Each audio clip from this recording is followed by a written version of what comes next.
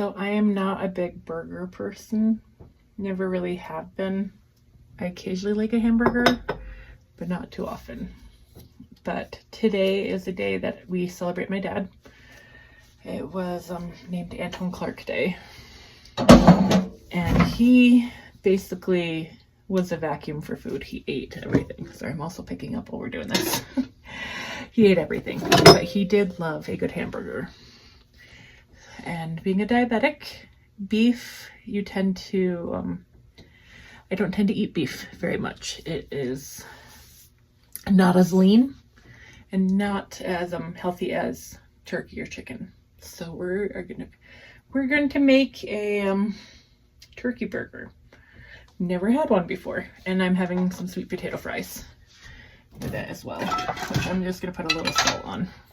Sweet potato fries are a healthier option, and I tend to actually make a couple and add them to my salad.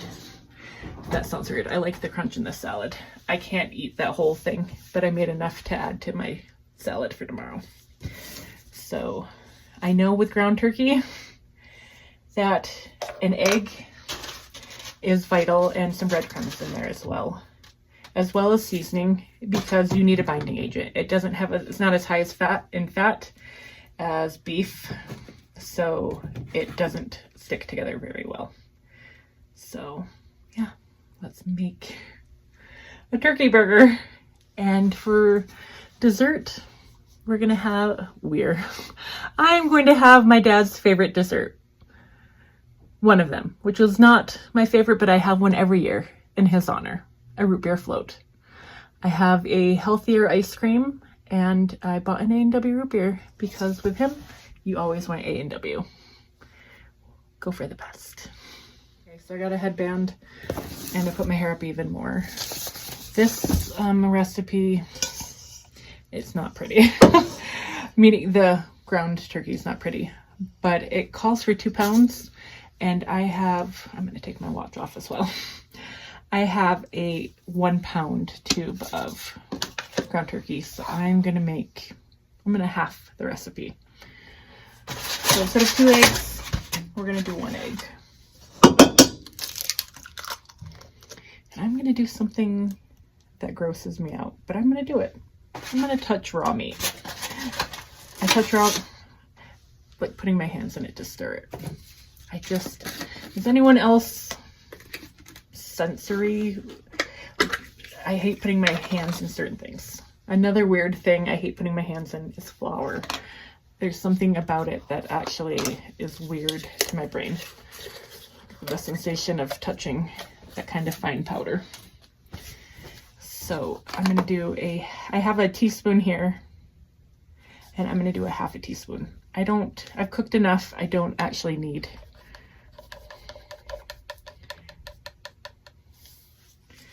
to get a separate measuring. Onion powder. And I'm only one person, and because I don't eat burgers very much, I'm not doing 2 pounds. 2 pounds is way, way too much for me. This is also a half a teaspoon of garlic. Garlic is my #1 spice, especially being diabetic. I have found any vegetable, if you roast it or saute it, you just add garlic. Chef's kiss. It's my fave. So garlic powder, kosher salt, which I had on hand, luckily, because I make pickles for my refrigerator all the time. So 3/4 teaspoon. So I'm gonna do 1 of these and fill it up. I also live in a small apartment, so we do what we do.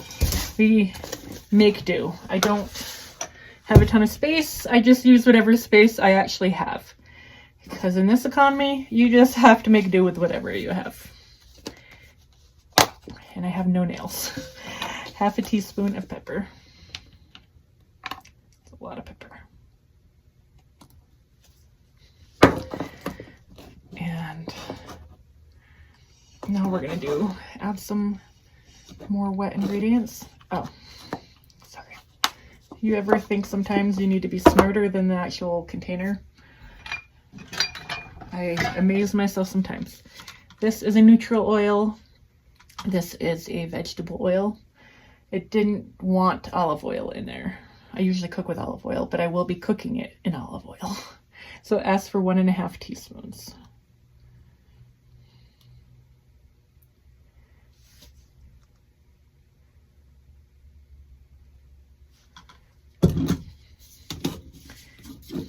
I love this. I have all of my oils and vinegars on hand. I'm a vinegar girl. And I should have, I'm gonna pause this. I had to take it's a brand new bottle of Worcestershire sauce. And I didn't want to be on video fighting the wrapper, which you just saw me fight anyways. So I'm putting the cap on so I can put it in my burger. This is in any of the recipes I found, Worcestershire sauce, which I've put in hamburgers before. It is great flavoring. So ask for 1.5 teaspoons.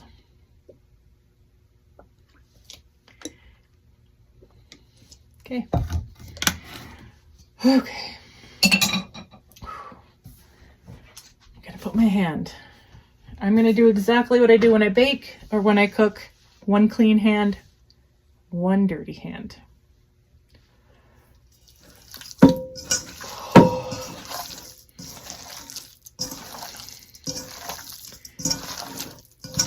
Oh, even the sound.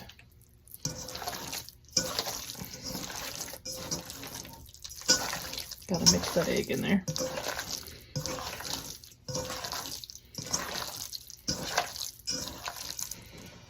I am going to saute some onions. I'm having a bunless hamburger, and I love a good onion.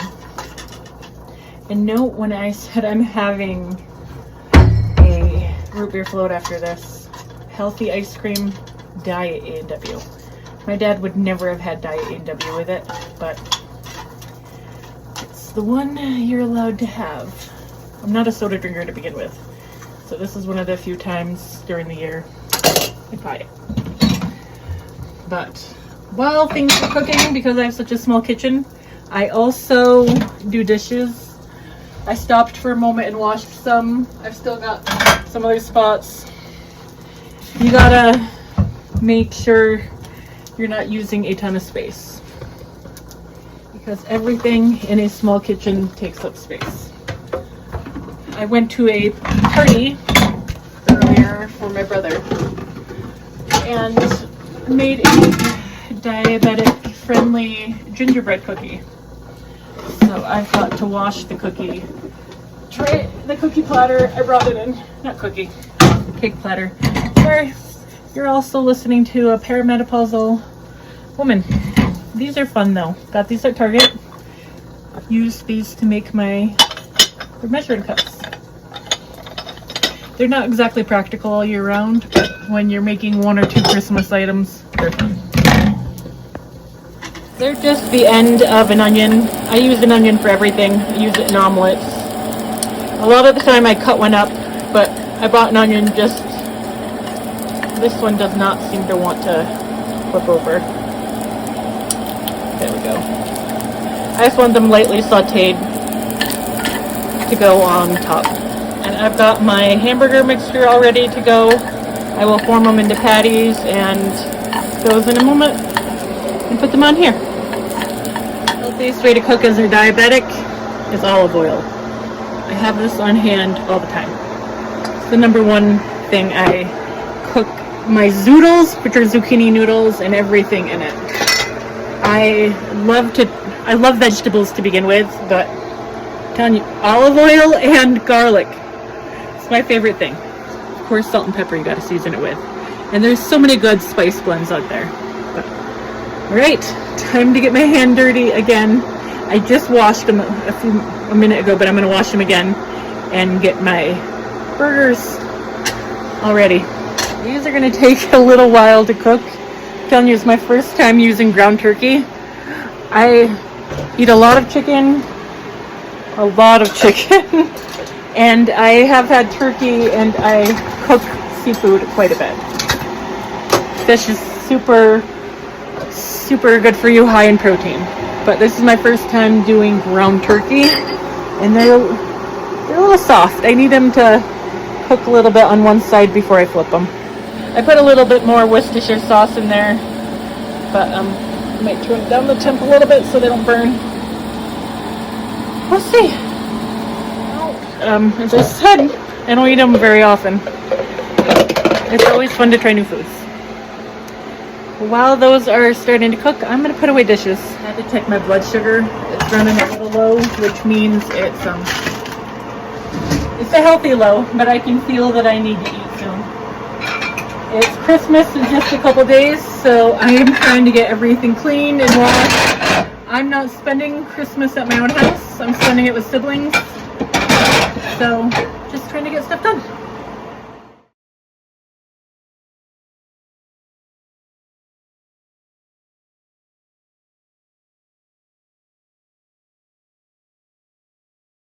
By the way, can we normalize living in a tiny space? I'm always amazed by influencers. They live in these huge houses. Nowadays in this economy, and no, I work 2 jobs. I can only afford my little 420 square foot apartment. So you make do.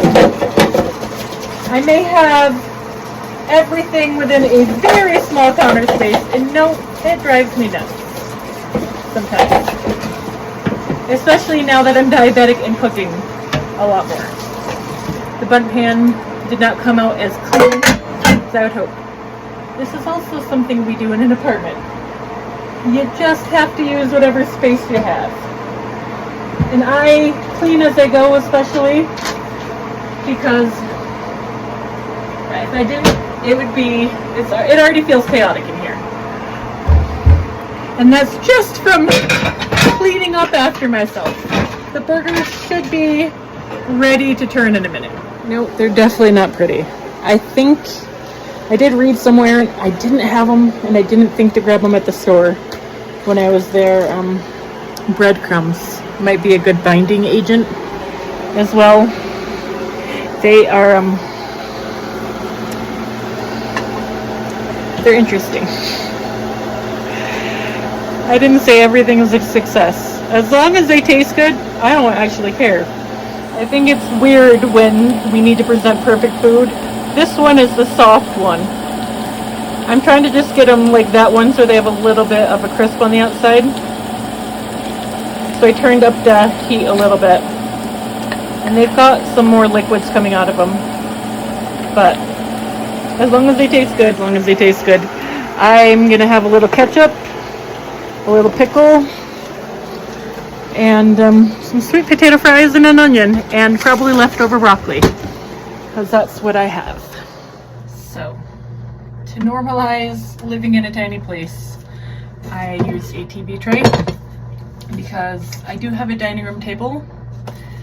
Just making sure this is open. I actually, as I said, I don't really have burgers very often. I don't even eat sweet potato fries very often. I just thought they were a fun addition to the meal to go with the burgers. I'll show you the burgers in a minute. They did not turn out super pretty, but they should be flavorful. Okay. Of course. But my dining room table is also my office. You just have to use your space. But before I eat, I have to have my chaser of medication, vitamins, and supplements.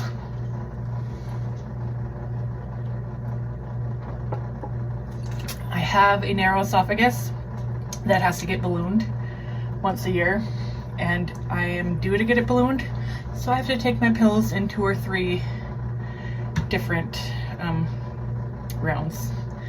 The big ones are my meds, and they tend to get stuck sometimes. I've gone to the ER once before because of it.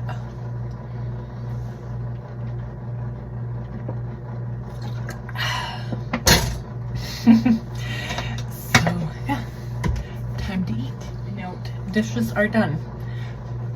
I'm glad I'm somebody who likes to do dishes as they go, because yeah, it would take up, the drying dishes are already taking up a lot of the kitchen. And Christmas stuff in general is taking up parts of my kitchen. Do I love it this time of year? Yes. Does it feel a little claustrophobic? Also yes. But yeah, I've made enough hamburgers. I have a meal tomorrow because, as I said, I'm spending Christmas with siblings. So I'm trying to eat up what I have in my fridge because technically I'm not home to eat for a week. Between spending it with 2 different siblings. As I said, they are not pretty, but I've got 3 little ones. They're not very big, with some roasted, well, not roasted, sauteed onions, pickled asparagus, my favorite thing ever. Gotta have 2 pickles. You know me, you'd know I was probably born pickled with vinegar running through my veins. I have a pickle almost every single day of my entire life.